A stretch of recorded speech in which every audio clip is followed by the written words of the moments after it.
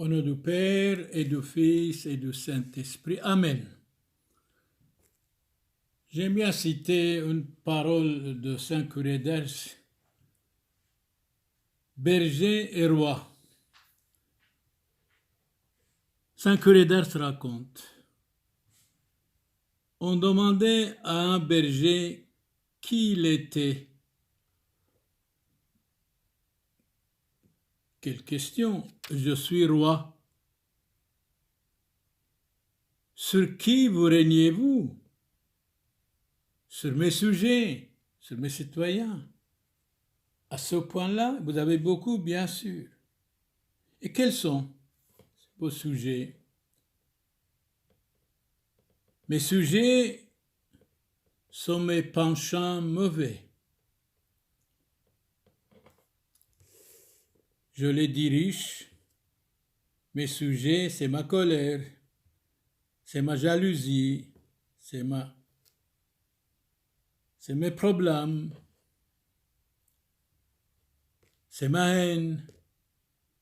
Et tout particulièrement les penchants mauvais, je les dirige simplement et attentivement pour qu'on ne tombe pas dans la misère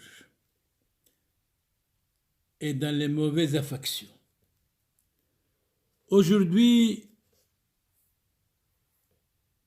frères et sœurs dans l'humanité, frères et sœurs dans le Christ, c'est Monseigneur Charles Clément Boniface dit Père Samuel vous parle.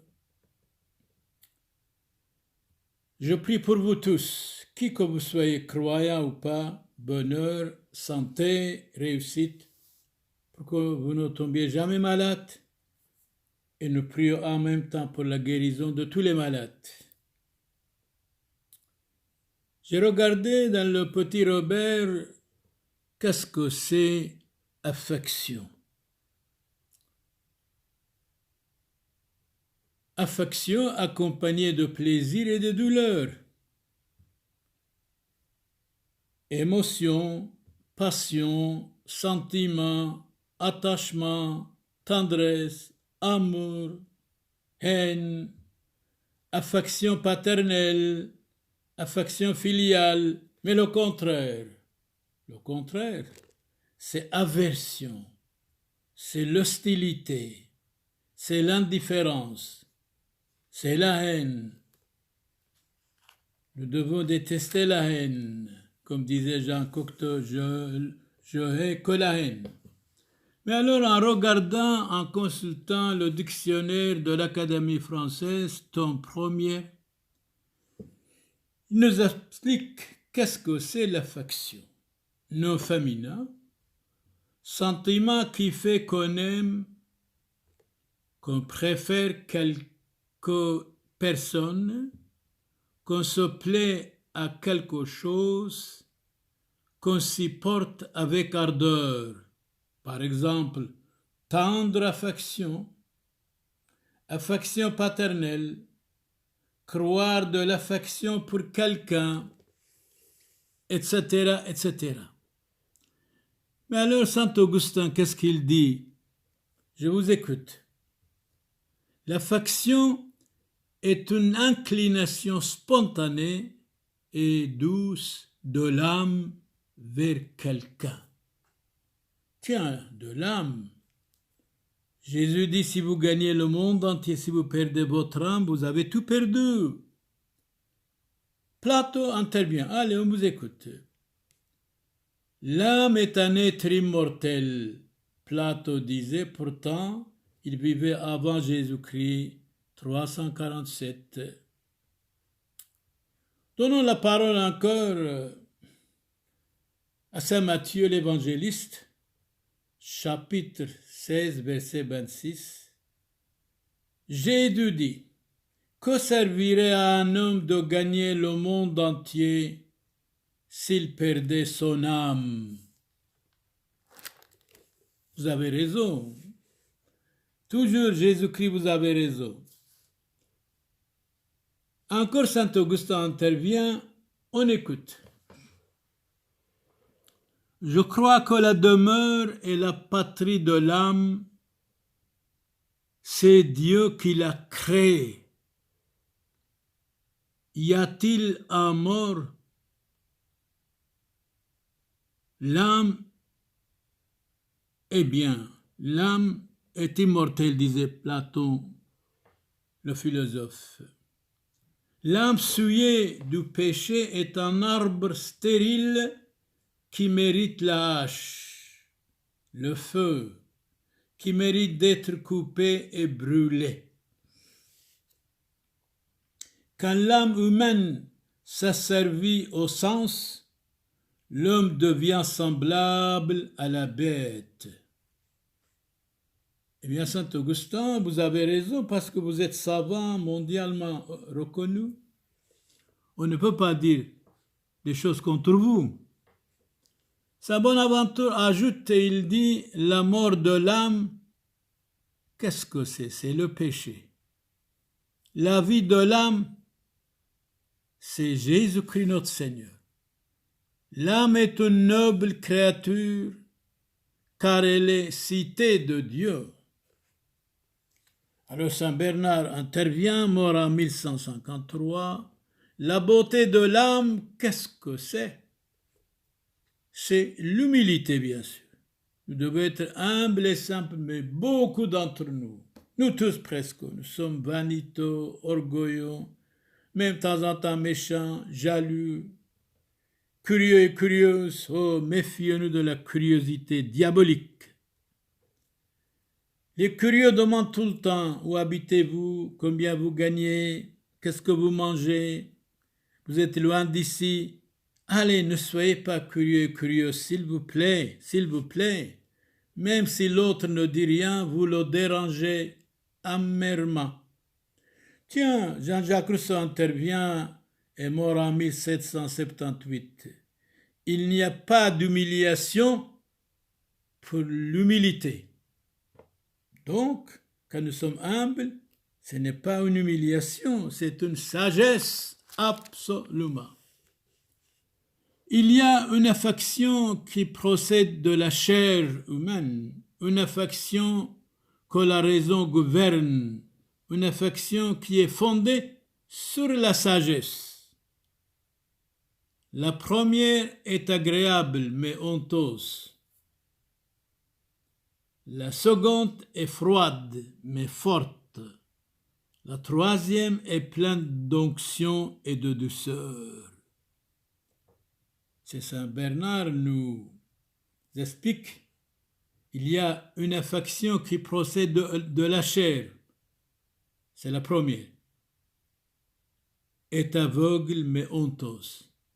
La deuxième, une affection que la raison gouverne. C'est la seconde. La seconde est froide mais forte. Une troisième affection qui est fondée sur la sagesse. La troisième est pleine d'onction et de douceur et de gentillesse et de maturité. Voilà Saint Pierre, premier patriarche, dans ce premier épître, chapitre 3, verset 15, ne craignez point leurs menaces et ne vous laissez point troubler. N'ayez pas peur.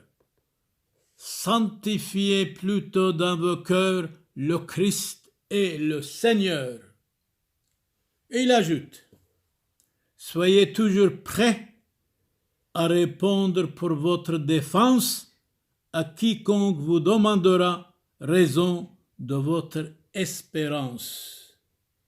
Mais faites-le avec douceur et respect et gentillesse et compréhension. Il y a une infinité d'affections, l'affection d'amitié, quand l'esprit voit, se rappelle ce qu'il aime, qu'il est saisi tout à coup par le feu de l'amour charnel. Alors Saint Augustin va nous expliquer, attention à l'amour charnel, regrettez avant, pas après. Alors Saint Augustin, expliquez-nous, qu'est-ce que c'est l'amour charnel pour la grâce de Dieu? Saint Augustin est mort en 430. Il nous dit, écoutez bien, l'amour charnel est l'ennemi numéro 1 de la véritable amitié. Un mal nuisible, une peine inévitable,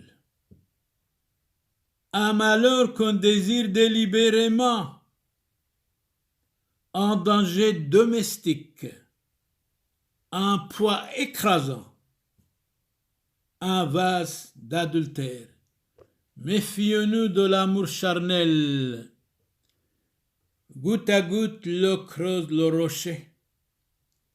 Quand vous parlez de l'amour, au fur et à mesure, vous êtes capable de marchander et de tomber, mais après vous allez regretter amèrement. Il faut regretter avant et pas après.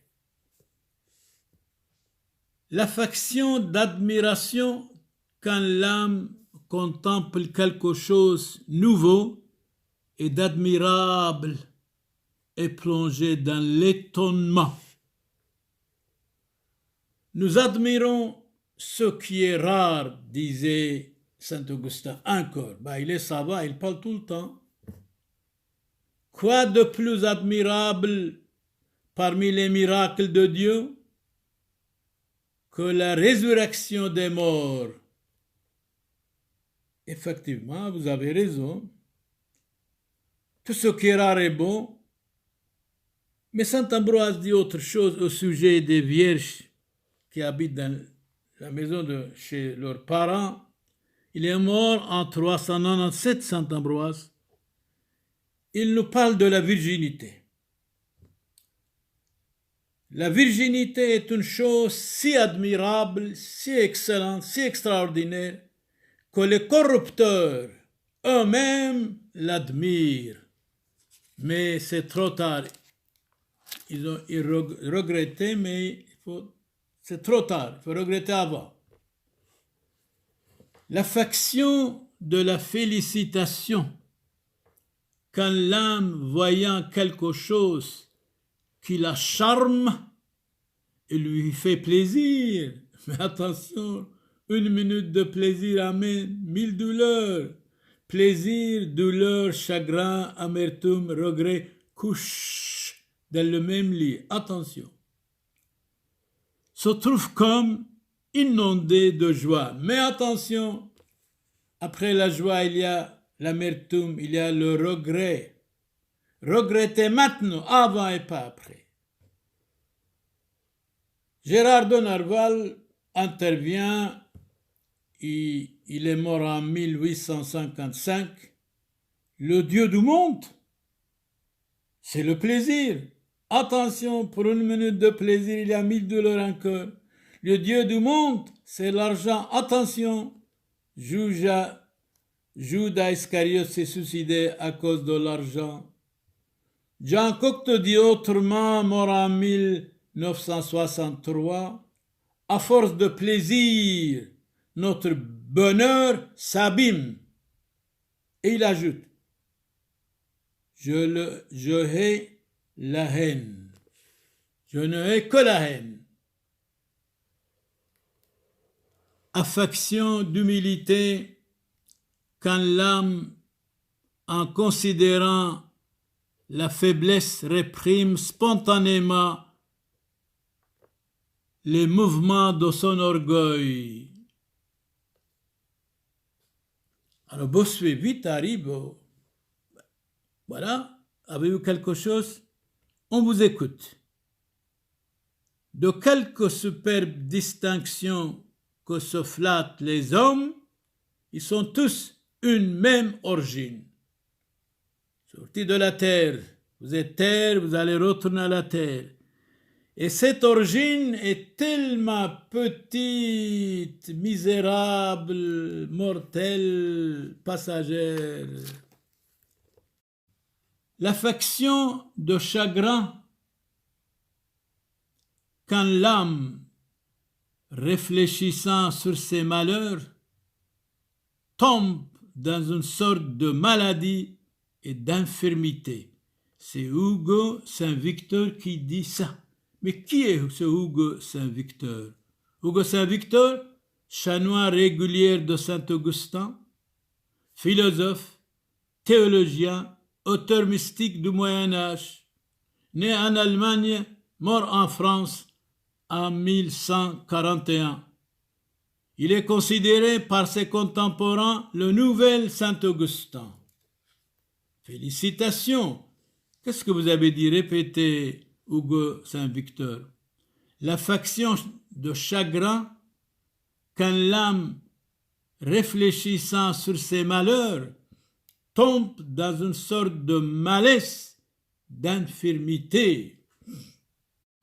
Saint Ambroise vient au pouvoir, bien, il va nous dire quelque chose, qu'il est odieux de répondre à la bonté de celui qui vous a rendu service en lui causant du chagrin.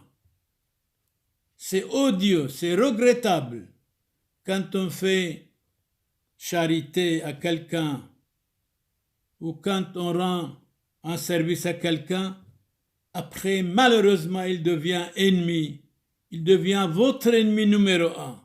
Alors que faire? Il faut aider bien sûr. Il faut savoir à qui nous aidons et de temps en temps il faut dire non. Ève n'a pas dit non. Elle a trompé même Adam, son mari. S'il avait dit non au Satan, eh bien, tout le monde allait au paradis. Tiens, Massignon, mort en 1742, il nous dit quelque chose. Allez, je vous écoute. La source de nos chagrins est d'ordinaire de nos erreurs. C'est vrai, c'est 100% d'accord. Absolument. Alors répétez. La source de nos chagrins, de nos problèmes, de nos difficultés est d'ordinaire, c'est de nos erreurs. L'erreur est la cause de la misère des hommes. Répétez. L'erreur est la cause de la misère des hommes. Répétez. L'erreur ne conduit jamais à la vérité. Mais attention. L'erreur est humaine, pardonnée est divin, rester dans l'erreur est satanique et diabolique. Alors Bonholt est mort en 1840, il nous dit « Les erreurs des hommes sont de la même date que leur passion, que leur bêtise. » Voilà. Eh bien, je suis entièrement d'accord. Répétez. Les erreurs des hommes sont de la même date que leur passion déréglée. Alors Jean-Jacques Rousseau vient et dit, Bonald a raison, écoutez, mes passions m'ont tué, mes passions m'ont assassiné. Je devrais regretter avant, vraiment, vraiment. Mais oui, c'est trop tard. Madame de la Sablière, il est difficile de vaincre ses passions et impossible de les satisfaire. Mais alors, qui est cette Madame de la Sablière? Femme très cultivée, elle tenait des salons mondains pour le plaisir de la conversation. Subitement, par la grâce de Dieu, convertie au catholicisme, elle se retire pour s'occuper des malades dans les hôpitaux. Félicitations, gratuitement, vous êtes une femme extraordinaire et vous servez les malades gratuitement. Mais elle est morte en France en 1693. Qu'est-ce qu'elle a dit, Madame de la Sablière? Il est difficile de vaincre ses passions, ses bêtises, et impossible de les satisfaire. Mais vous avez raison, il y a tellement de braves hommes, de braves femmes dans le monde en même temps. La passion est le fondement de la cité. Le diable est le germe de tous les péchés. On n'a rien compris. Allez, répétez, c'est Bonaventure qui parle. La passion est le fondement de la cité du diable et le germe de tous les péchés. Alors, pécheur, ne pêche plus. Vous n'êtes pas condamné. Et Jésus n'a pas condamné la femme pécheresse. Je ne vous condamne pas, mais ne pêche plus. Chacun avoue ses péchés et tout le monde est parti. Il voulait la lapider. Mais Jésus est venu pour les pécheurs. Chapitre 9, verset 13 dans Saint Matthieu. Je suis venu pour les pécheurs, pour qu'ils soient convertis. Convertissez-vous.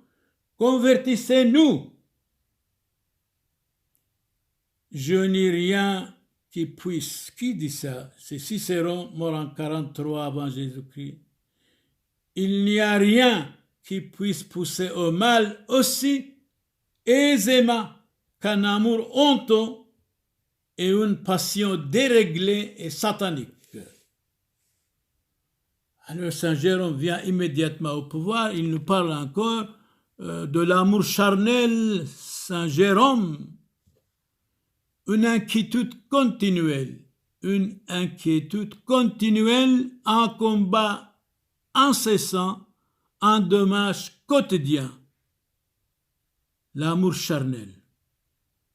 L'amour charnel est la maison des orages et des problèmes, un obstacle à la retraite et à la prière, un vase d'adultère, un combat pernicieux, un poids écrasant. L'amour du monde allège trop et conduit à la mort.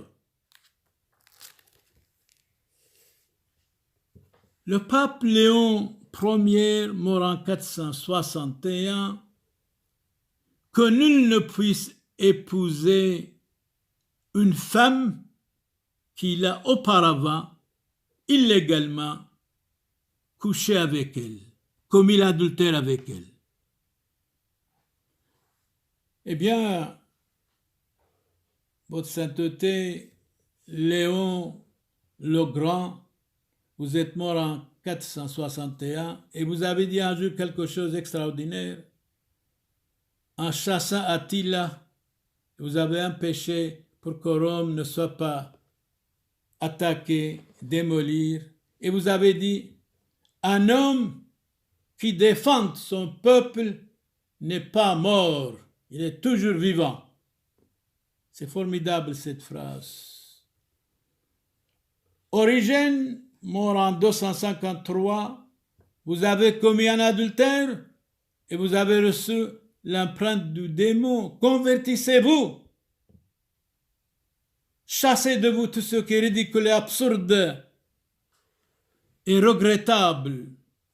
Mais alors ici, la Bible de temps en temps est difficile. Regardez dans la Bible Deutéronome, chapitre 22, verset 22. Chapitre 22, verset 22.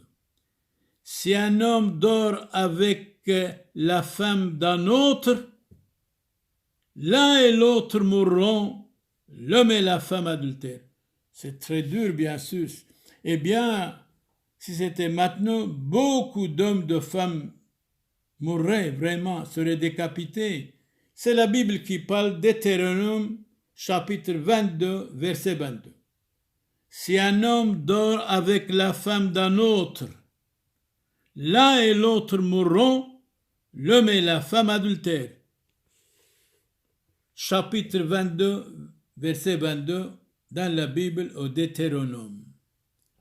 Tiens, Saint Luc, évangéliste, docteur, artiste, converti par Saint Paul, nous dit, quiconque aura parlé contre le Fils de l'homme obtiendra le pardon.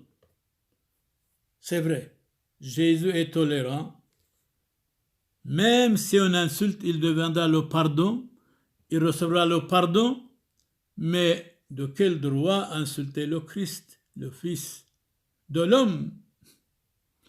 Mais pour celui qui aura blasphémé contre l'Esprit Saint, il n'y aura pas de pardon. Attention, quand nous disons au nom du Père et du Fils et du Saint-Esprit, personne ne peut blasphémer contre l'Esprit Saint Attention, vous ne serez jamais pardonné. D'accord, le pardon est humain. Jésus est venu pour le pardon. D'accord, nous avons dit la miséricorde et le pardon, c'est le trésor du christianisme. Mais pourquoi insulter l'Esprit Saint? Honorez l'Esprit Saint, honorez Jésus-Christ, honorez le Père et le Fils et le Saint-Esprit. Alors Saint Matthieu, chapitre 12, verset 43, dans l'Évangile, il est dit: lorsque l'esprit impur est sorti d'un homme, il traverse des lieux arides, cherche du repos et n'en trouve pas. Alors il dit: je retournerai dans ma maison d'où je suis sorti. C'est pour cela, souvent, nous bénissons gratuitement les maisons des gens quand ils nous demandent. Même 300 km, s'ils nous demandent, nous allons bénir leur maison gratuitement, résolument, comme Jésus a dit dans l'Évangile. Vous avez reçu gratuitement, faites gratuitement. Le gratuit est divin. Chez nous, le mariage, le baptême, l'enterrement, visite des malades, bénédiction des maisons, totalement tout est bénévole et gratuit, résolument, d'ailleurs tout le monde sait. Nous sommes au service des gens bénévolement et gratuitement et résolument, de près et de loin. Nous allons de temps en temps 300 km pour bénir une maison. Les gens sont pauvres, ils n'ont pas l'électricité. On paye pour leur électricité, nous avons 3 témoins avec nous. Le gratuit est divin. La faction vicieuse née de la fornication, de l'avarice, de la gourmandise et de beaucoup d'autres causes. Donnons la parole à Saint Paul et il a raison. Saint Paul disait: mon orgueil, c'est la croix de Christ. Et vous avez souffert beaucoup. Vous étiez vraiment attaqué. Vous étiez malmené. Vous étiez décapité par 5e empereur de Rome, Néron. Voilà, Saint Paul, on vous écoute. Vous avez écrit première lettre aux Corinthiens, chapitre 6, verset 10. On vous écoute.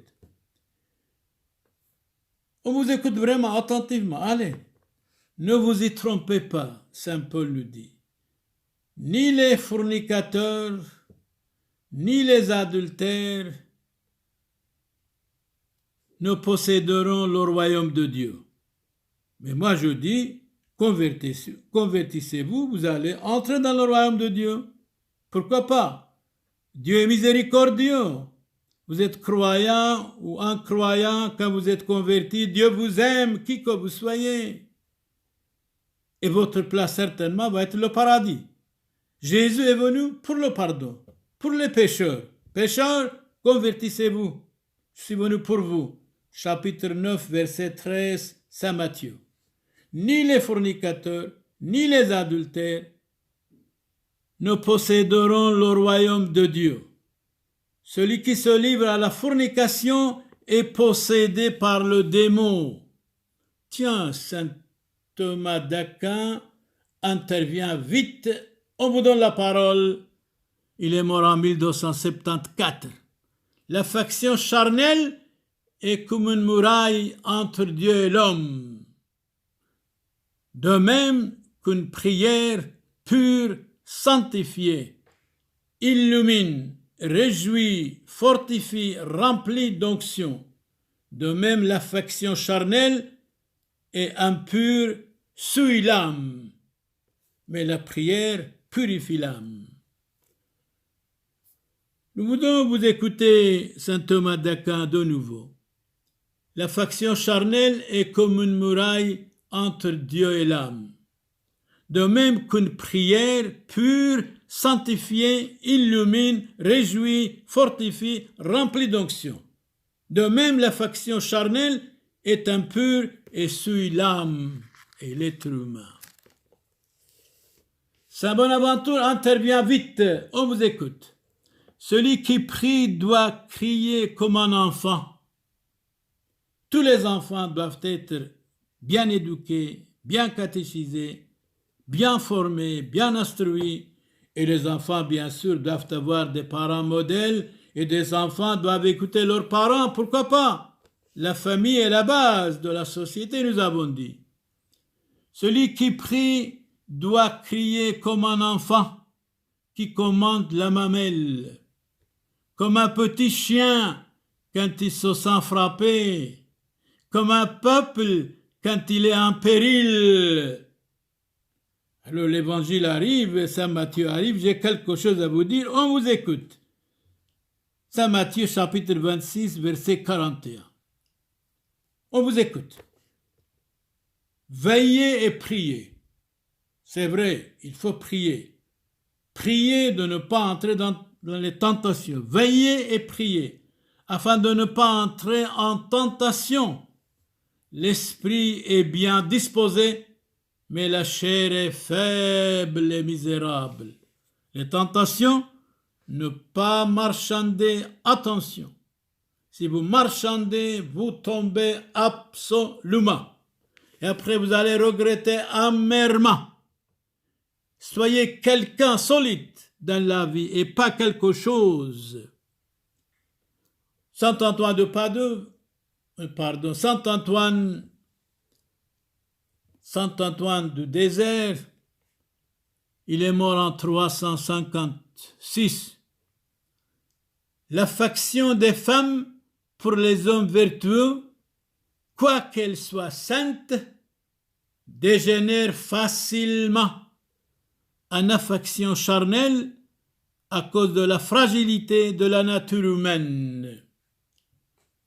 Saint Antoine, ermite, mort en 356, en Égypte, l'affection des femmes pour les hommes honnêtes, vertueux, quoiqu'elles soient saintes, dégénère facilement en affection charnelle à cause de la fragilité de la nature humaine. Mais attention, quand vous avez décidé que vous allez vivre tranquillement, honnêtement, loyalement, saintement et toute notre vie vierge, toutes les femmes du monde ne peuvent pas nous envahir, ne peuvent pas nous démolir, ne peuvent pas nous trahir, jamais. Parce qu'il ne faut pas marchander, c'est tout. Mais quand vous marchandez, vous tombez. L'affection des femmes pour les hommes vertueux, honnêtes, quoiqu'elles soient saintes, génère facilement l'affection charnelle à cause de la fragilité de la nature humaine. Quiconque use mal de sa nature humaine est réputé méchant.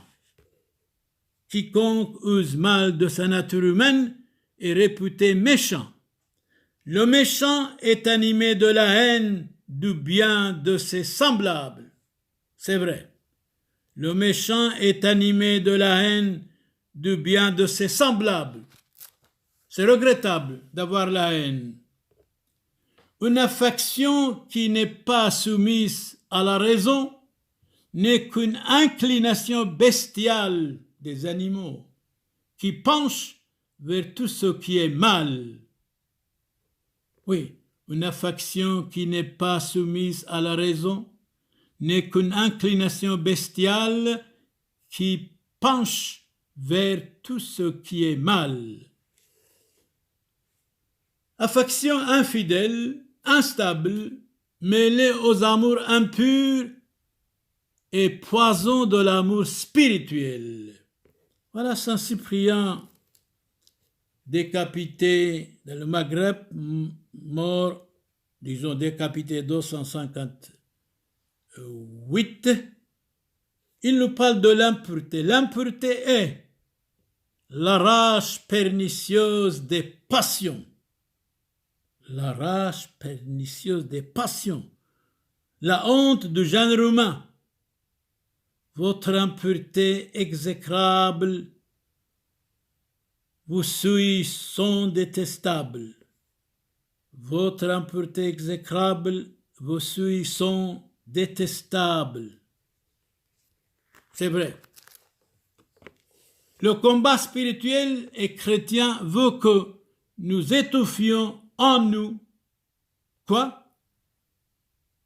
Notre affection charnelle. Le combat spirituel et chrétien veut que nous étouffions en nous l'affection charnelle. L'affection charnelle conduit tout homme à sa perdition. C'est clair. L'affection charnelle conduit tout homme à sa perdition, hommes et femmes. Timothée 1er, chapitre 6, verset 12, Saint Paul, soyez forts et courageux et courageuses dans le saint combat de la foi. Travaillez à gagner la vie éternelle à laquelle vous êtes appelés. Parmi tous les combats du chrétien, les plus durs sont ceux de la chasteté. Alors, chrétiens, vous êtes baptisés au nom du Père et du Fils et du Saint-Esprit. Même si vous avez des difficultés de chasteté, de sainteté, vous êtes baptisés au nom du Père et du Fils et du Saint-Esprit. Dites à tout cela, arrière Satan, où les assauts sont de tous les jours et la victoire si rare. Nous devons être victorieux contre nous-mêmes d'abord. Je répète un petit peu, répétez-nous Saint Augustin, on vous écoute. Au nom du Père et du Fils et du Saint-Esprit. Amen. Saint Augustin nous dit, parmi tous les combats du chrétien, le plus dur sont ceux de la chasteté, où les assauts sont de tous les jours et la victoire si rare. C'est vrai, beaucoup de chrétiens tombent dans le péché. Heureusement, il y a la confession, il y a le pardon. C'est un grand exploit de se vaincre soi-même. Il est écrit dans l'imitation de Jésus-Christ. Qui ne sait se vaincre est né pour être esclave. Mais être esclave de soi, c'est pire des servitudes. Alors, qui que vous soyez, soyez bénis, ne soyez pas esclave de vous-même, et être livré à soi, c'est terrible. Loué soit Jésus-Christ. Amen. L'affection réside dans la volonté. La cause de tous les maux, c'est la mauvaise volonté, car l'amour de l'argent est la racine de tous les maux, dit Saint Paul. C'est vrai. Mais Nandre, au VIe siècle avant Jésus-Christ, qui a la volonté, a la force. Les affections déréglées ne sont pas exemptes de péché. Les affections déréglées ne sont pas exemptes de péril, dit Dionysios Cartus. Qui est ce Dionysios Cartus? Dionysios Cartus, Denis le Chartron, moine théologien mystique catholique romain, Saint François de Sales et Saint Alphonse de Liguori le qualifient comme bienheureux. Il est mort en 1471. Alors répétez ce que vous avez dit, Dionysios Cartus. L'affection déréglée ne sont pas exemptes de péril. Il y a péril pour la chasteté, dans les plaisirs, pour la piété, dans ce monde corrompu et diabolisé. Saint Paul, dans les voyages, j'ai été souvent en péril. Je vous comprends, vous étiez missionnaire, vous avez souffert. Sur les fleuves, des souffert, j'étais en péril, parmi les voleurs, en péril, au milieu des miens, parmi les périls, parmi les païens, dans les villes, dans les déserts, sur la mer, parmi les faux frères. Voilà, de nouveau, Saint Grégoire le Grand intervient, mort en 604. La véritable affection, ceux qui aiment Dieu, c'est de vouloir vivre et mourir avec lui. Quoi de plus pénible et de plus accablant que de souffrir l'affection d'un monde qui passe? Saint Grégoire n'a pas compris. La véritable affection de ceux qui aiment Dieu, c'est de vouloir vivre et mourir avec lui. Quoi de plus pénible et de plus accablant que de souffrir l'affection d'un monde qui passe? Le monde est passager. L'affection mauvaise sont les flèches du mauvais, sont les flèches du Satan. L'affection d'une âme pure sont toujours portées vers la piété, vers la sainteté, vers la charité, vers le pardon, vers la miséricorde. Nous allons à Dieu par le chemin de la piété. C'est formidable. La piété est l'ami de Dieu, le pardon des pécheurs. Pécheurs, convertissez-vous, vous allez être pardonnés. Le christianisme a un trésor, la miséricorde et le pardon. Saint Jacques Chrysostome vient au pouvoir, il nous dit, la médecine de l'âme consiste à savoir commander à ses affections. Un cœur sans affection est un cœur dur. Il y a place pour toutes les affections dans le cœur humain, certainement. Alors, on va donner la parole à Jean-Jacques Rousseau, la dernière parole. Un cœur droit, dit Jean-Jacques Rousseau, un cœur droit est le premier organe de la vérité. Qui a dit « Je suis le chemin, la vie et la vérité, personne ne peut aller à Dieu sans passer par moi » C'est Jésus-Christ notre Seigneur. Frères et sœurs dans le Christ, frères et sœurs dans l'humanité, je vous souhaite beaucoup de santé, de bonheur, de joie. Et c'est la fête de la résurrection chez les orthodoxes. Nous souhaitons à tous les orthodoxes bonne fête, bonne santé, bonne réussite. Que la paix soit avec vous tous. Et nous prions pour nos gouvernements, pour les médecins qui travaillent dans les hôpitaux, pour les infirmiers. Nous prions s'il y a des malades pour leur guérison, s'il y a des morts qui soient dans le paradis éternel. Que cette maladie contagieuse quitte le monde. Seigneur Jésus, exaucez-nous. À nous tous et à vous tous, soyez protégés contre cette maladie. Seigneur Jésus, exaucez-nous. Dominus vobiscum, benedicat vos omnipotens Deus, Pater et Filius, et Spiritus Sanctus. Indulgentiam absolutionem et remissione peccatorum nostrorum, tribuat nobis omnipotens misericors Dominus. Chance, bonheur, santé, réussite pour vous tous, qui que vous soyez. Croyez en nous. Amen.